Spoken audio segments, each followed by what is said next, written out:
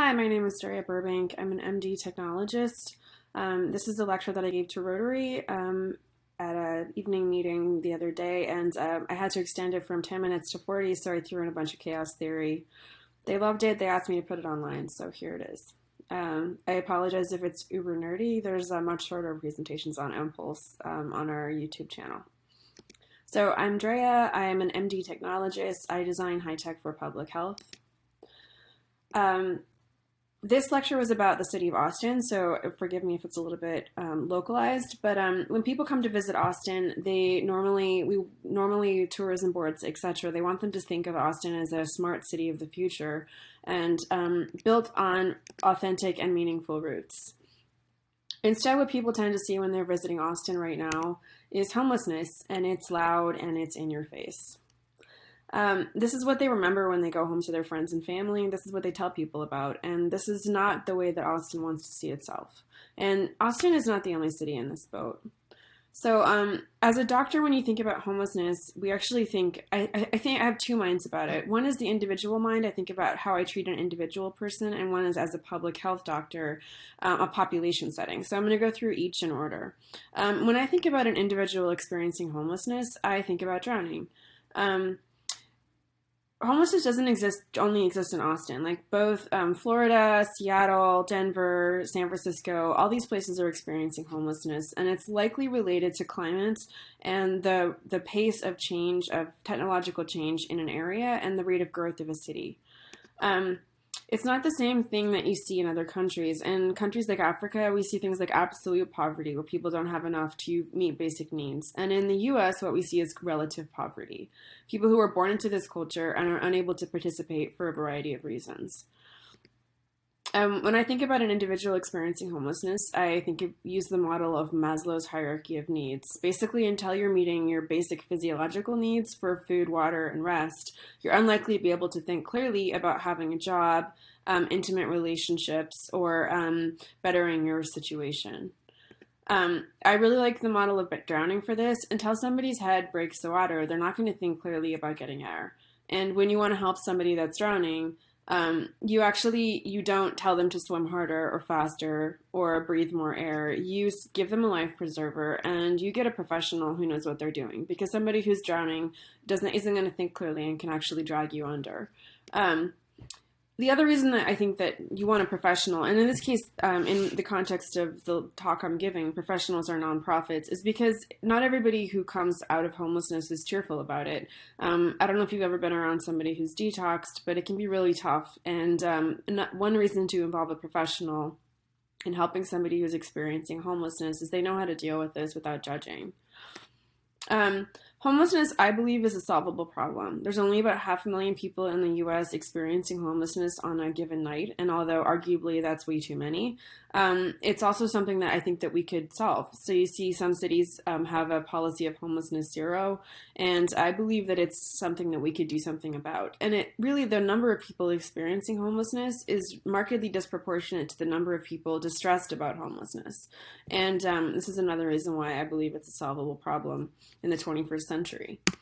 I think one of the reasons that we all get really distressed about homelessness is that it cuts to the core of how we see ourselves as a country. So here's a young man during the civil rights movement, obviously thinking about the future of the United States and his role in it. And here's a man who fought for our country and was a veteran, thanking us for seeing him as a human being. And I think that homelessness really gets to this discrepancy, like what are we as a country and how do we see all members of our society? And what we want to be is really discrepant right now between what we want to be and what we are. Somebody who wrote really well about this topic, his name is Émile Durkheim. He was a sociologist in France at the time when they were going through the Industrial Revolution, and he wrote about suicide. And he coined this term anomie. And the idea was that when society evolves technologically faster than its morals can keep up, People experience a loss of direction. So the idea that values don't fit the current society. And it leads to this perception that society is dysregulated. And he calls this anomie. And it's been correlated with depression and societal functioning in the past. And I think that right now, what we're seeing in the United States, we know that depression is going to be the leading cause of death and disability by the year 2030. And one reason I suspect is that societally, our values are not keeping up with our technology. And it's leading to this sense of anomie and societal dysregulation. And homelessness really hits us right in the solar plexus of this idea. As a public health doctor, I don't just think of homelessness as an individual. So I don't just think about rescuing one person from drowning. I think about it at a society level. And at a society level, I believe that our theory and the reality are not in sync right now. And I'm going to talk a little bit about chaos theory. So you can think about it as a kind of problem. So there's simple problems identified by this beautiful children's toy, which really stumped me when I was a kid. These are sequential steps occurring in parallel. Most of our software is designed to solve simple problems. So it's like baking a cake from a box or giving a vaccination. We do these things in order. They're a known quantity. We can train people how to do them. We can oftentimes train computers and theoretically even robots in how to do them. Then you have complicated problems. These make us feel amazing about being human beings.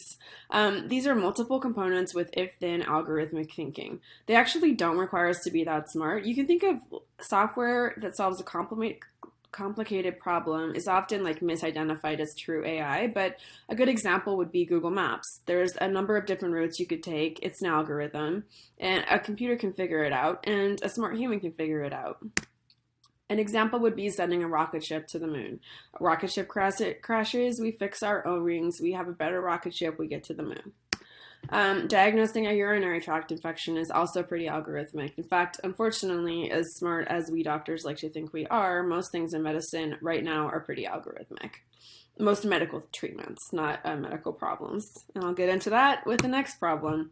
You have a complex problem. So a complex problem is where you have emergent properties. I'm going to talk about this a lot more in a minute, but these are things like raising a child or preventing obesity. You can do everything right with a child, and they're won't turn out perfect. They might end up on death row for doing something really naughty. Or you might do everything wrong with a child. I work with kids who are orphans on the street in Uganda, and they're brilliant. One of them is a jazz musician, one of the smartest people I know. The same thing goes for preventing obesity. Some people really do eat all the right things, exercise all the right amount, and still struggle with their weight. So it's not really an if-then. It's not even an algorithm. Maybe it's something we don't quite understand yet. I think human behavior falls in this category. Our best models only account for 10 to 20% of human behavior change. The best theory that we've got is never more than 50%. We really don't know what we're doing when it comes to humans. Whenever you see this extreme discrepancy between the theory and the reality, often what you're seeing is patterns that really are predictive. Most of our predictive statistics are linear, like this line here in the drawing. And when you can have a really nice pattern, but if it's a logarithmic pattern, then the statistics really aren't going to predict it very accurately. It doesn't mean that there is no pattern. It doesn't mean it's not predictable. It means that our mathematics and our predictive analytics maybe aren't predicting the same kind of pattern. Maybe it's not linear. Maybe it's not even logarithmic. When we're talking about chaos theory, the patterns are a lot more complex than that. So, somebody who thought about this a lot was Stephen Hawking. He has this gorgeous book, and in this book, he talks about this idea of model-dependent realism. And it's this idea that if you're a goldfish in a bowl and you're looking out of the bowl, it seems like all the doors are curved, and when people walk up to you, their faces get really big, and these are all predictable behaviors, but they just seem really wonky. The mathematics gets more and more crazy. And if you could just figure out that you were a goldfish in the bowl and the walls of your bowl were curved, then your math would be a lot simpler. So Stephen Hawking said, look, both mathematics work. Some mathematics are simpler than others, and all these mathematics might predict the same thing, but some of them are overly complex. I really like this idea. I use it a lot. Chaos theory is a field in mathematics.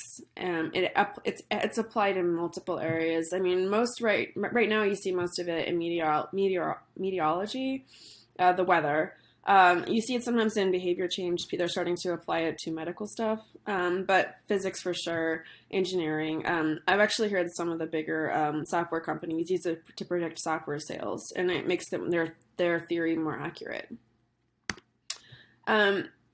Chaos theory is where, I don't know if you've heard the term the butterfly effect, but it's something that happens. You can have a very small thing making a big change. All these time travel movies, they move this all across the table, and then all of a sudden there's World War III, and then they move this all back, and there's no World War III.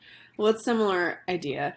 Basically, a small change in a dynamic system that's sensitive to initial conditions can create like very large effects and unpredictable effects. So that's the idea of the butterfly effect. A dynamic system, lots of change, sensitive to initial conditions. We have a finite amount of information about the system, and it's no longer predictable. We just know that you can throw everything you've got at one of these systems and nothing will change, or you can throw a very tiny little change into the system and everything will change.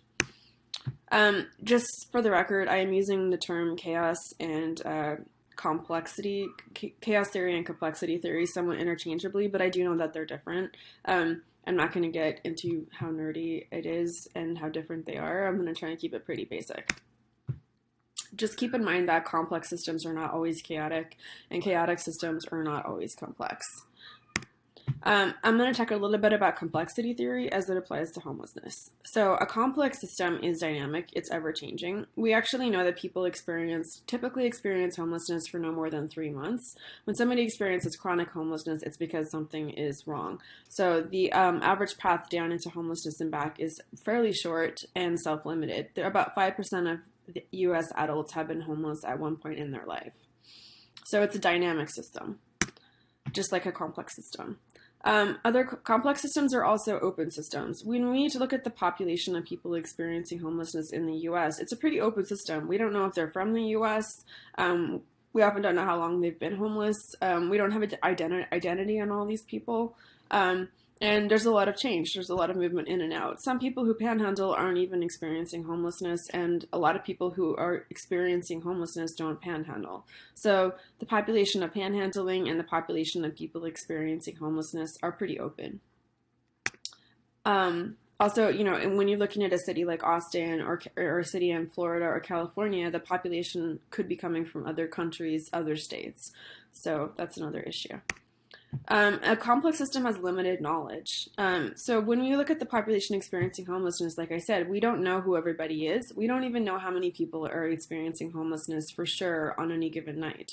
We have very limited knowledge about the system. We don't know how much money is going into panhandling. We don't know who's donating to panhandlers. We don't know how much of panhandling funds ends up in the drug economy. So there's very limited knowledge about the system of homelessness. Homelessness complex systems also exhibit path dependence, where history matters. And when you try and get somebody off the street, it really matters why they're there in the first place. Are they experiencing schizophrenia? Are they a veteran with PTSD? Are they there by choice because they're opting out of mainstream society? Are they there because of a drug addiction? There's a huge importance when it comes to history, and that is another example of a complex system. Complex systems also have feedback, so whatever comes out of the system feeds back into it, and you probably notice that as the population of people experiencing homelessness in Austin climbs, the community reacts in various ways, and that changes the population. So there's a lot of feedback when it comes to homelessness. Also, people might end up homeless because they have a drug addiction, or they might develop a drug addiction because they're homeless and significantly distressed, or as a way to keep off hunger pangs like you see in other countries. Complex systems also evince tipping points and quantum change. So as an example, you might see the homeless population climb dramatically when you have a change in rent prices, or sometimes unexpectedly due to seasonal changes. So you see big changes and really fast. And I think it can go the reverse as well. Like some towns have gotten to homelessness zero with really interesting policies. And so I think we need to expect that homelessness will exhibit quantum change either in a direction we want or in a direction we don't. But they are susceptible to that. Sorry, cities' homelessness populations are susceptible to that. Also complex systems, and if you just remember one thing from this lecture, this is probably the most important thing to remember. Complex systems can absorb everything you throw at them. You can put all the money in the world into a city with homelessness and it might not change it at all. But they can also respond very fast to very small changes. And it's not always easy to predict which change is going to have the most effect. So when you see somebody throwing a lot of resources into something and it not making a budge, you can kind of guess that you're looking at a complex system, a pattern that hasn't been characterized and might not be characterizable. So if you take away basics from this, homelessness is most likely a complex system. That means it has non-linear relationships. It is probably impossible to predict, and the effects of homelessness are not proportional to the stimuli. So good news, actually, there is a way to deal with complex systems. You just got to change the way that you're expecting them to react to you. So the best way to think about a complex system when you're dealing with changing it is like a big pan of popcorn. I don't know if you've ever popped popcorn, but there are some kernels that are just not going to pop no matter what you throw at them. And then some kernels pop right away. And when you're looking at a population of people experiencing homelessness, it's best to think of them like popcorn. You don't know what each individual kernel is going to do, but you can do some things to the whole batch of popcorn to make it more likely that more people will change. So how do you do that? Well, the first thing with complexity theory is you have to understand the history. So that's why nonprofits are so beneficial when it comes to helping people off the street, and why in my experience, the most effective change I've seen has been through really talented nonprofits who were very experienced. And they really take the time to get to know each individual person's history and give them unique treatments. They design for person, place, and time, also something you do in a complex system. So they tailor the intervention based on the person's history, what they need at that moment, and how fast they're progressing. That's why you really need that one-on-one touch in order to help somebody off the street. Also, when you're designing for change in a complex system, you need to embrace uniqueness and be open to surprises. People are not going to they might not be predictable. So it's best to just sit back and listen to somebody tell you where they're at on any given day and expect that they're going to change in unique and surprising ways. Also something nonprofits are great at. Complexity theory, if you want to change a complex system, you don't throw a lot of resources into a system. You deliver a lot of small changes and you just see what it takes. So that's why street nurses are great. Like there's a street nurse in Austin I met the other day, and she was amazing. And she talks to these guys every single day. Every day asks them, hey, do you want to go into housing today? So she's just delivering more interventions more frequently. The other thing you do is you heat the griddle. So you don't just like hit people from one direction, you hit them from multiple directions. So you give them a shelter that's low barrier to entry. You also give them a way to take care of their pets. You have a street nurse meeting them on the street. You have positive messaging from the city and from the police, encouraging people to seek help. And you kind of increase services in the entire environment rather than just expecting one thing to work. You also anticipate quantum change. You don't know when or how somebody will change, but they can change very fast. And because it's a complex system and human behavior is a complex system, it evinces quantum change, emergent opportunities, and malleable moments. You don't know when those are going to come up, but when they do, they can be quite significant. So with all of that said, that's the background. So I talked about the problem in Austin. I talked about how I think about individual change from a one-on-one perspective when I'm helping someone. And then I talked about how I think about change in a population. Now I want to talk about the Empulse app. The Empulse is a butterfly effect solution that we came up with from Stanford University. So I have a consulting company for high tech and medicine. I like to say we're delinquent savants, and sometimes people put us to work on tough problems. In this case, Stanford University was gracious enough to let us work on this problem. And we came up with the Empulse app. So the Empulse app is a butterfly effect solution for homelessness.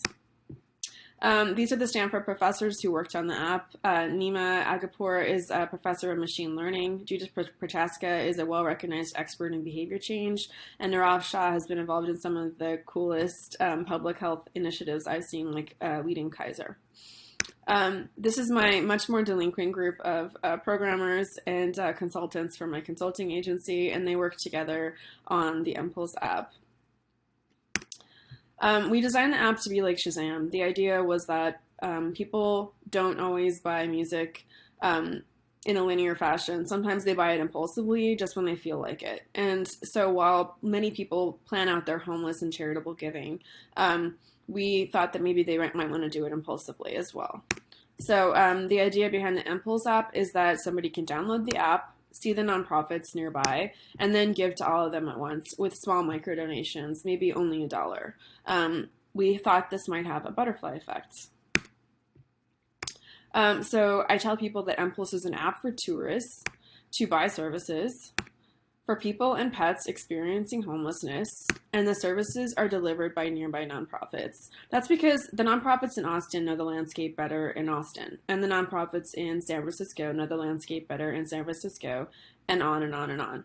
I think that while this problem of poverty might be universal, the best solutions are local. Remember, calling back to that designing for person, place, and time. So our goals with Empulse are to reduce homelessness, to increase charitable giving among millennials, and to create smart cities everyone loves. So I'll talk about how we're doing that. First off, reducing homelessness. We think that Empulse is more equitable. Only about 5 to 40% of people experiencing homelessness panhandle. So when you only give cash on the street to the person who's asking, you might not be getting money to everybody who needs it, and you're definitely not preventing homelessness. We think that Empulse is more efficient. Where if you give out $20 downtown, it usually will buy about a meal. But if you give $20 to the Austin Food Bank, it will buy 80 meals.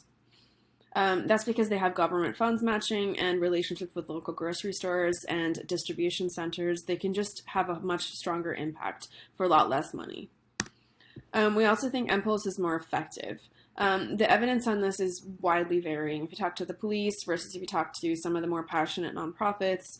But the only studies I've seen estimate that about 30% of panhandling funds are spent on addictions. So we want to take at least that 30% and redirect it to nonprofits who, like I said, are professionals who design for person, place, and time and provide longitudinal care in a structured way. So increased charitable giving. Most people don't know this, but the charitable giving for individual human services was about $49 billion in 2018. 80% of that was from individual households. But that has decreased by about 11% since 2011. And sorry, I think the number's wrong there. Since 2011. And I think that one of the reasons might be that people just aren't carrying cash anymore, and they do a lot of their banking on mobile. And the Apple iTunes store forbid nonprofits to collect donations until the year 2016. So it's an artificially restricted market, and a lot of people could be giving that aren't on their phones. So SMART goals. Smart cities everyone loves. I think that we actually could hit homelessness zero, and we need to plan better interventions based on chaos theory. We do need to be smart cities, and we need to be smart about homelessness. And I think that we need to think about designing for all of these cities where high tech is growing really fast, because not only is it making people who are experiencing homelessness unhappy and missing basic needs, it's also hurting the rest of us who have to see this and feel Anomie. So we made this map of charitable giving. Obviously, Empulse is just getting started. I encourage you all to download it and use it today. If we don't have a nonprofit in your area yet, if we see donations, we will get one. And you can always send the nonprofits to us to sign up for free. We don't charge them. But here's the donations, and this map is free to policymakers and nonprofit planners. So people always ask about our business structure. We are a for-profit social impact company. We are structured for impact, 100%. So we have $1. We make our money for, the app is free. We make our money from $1 app upgrade to the paid app, which should be available this year. We get 1% of donations plus interest because we pay out once every 6 months to a year. If nonprofits want to get paid out more frequently, if they have a lot of money in their account, they can pay $10 and advertise on the app and get money out whenever they want. But right now, the service is free to nonprofits and will always be free. They just have to either wait till the annual or biannual donations. We also count impact as a big part of our revenue. So if you are experiencing homelessness in Los Angeles, the evidence shows that you can cost the system up to $100,000 a year in emergency room visits and police citations, etc. So we can actually save the system quite a bit of money. Although right now we're free to the cities, and we won't be charging for the data to either cities or researchers. We have a website. We have a free app in both the iTunes and Android store. So just to be clear about our goals, I don't just want to treat this man more empathically. And I don't just want to reach boyhood dreams for this boy. I really want to blow this problem out of the water once and for all and solve the problem of homelessness. And that's what Empulse was designed to do. So you're welcome to contact me. Please send me nonprofits that want to sign up. If you know any impact investors that want to be part of the app, I'd be happy to talk to them. Please download the app and use it for free today. Like I said, this is a butterfly effect, and I think we could have a significant change. Thanks. Bye.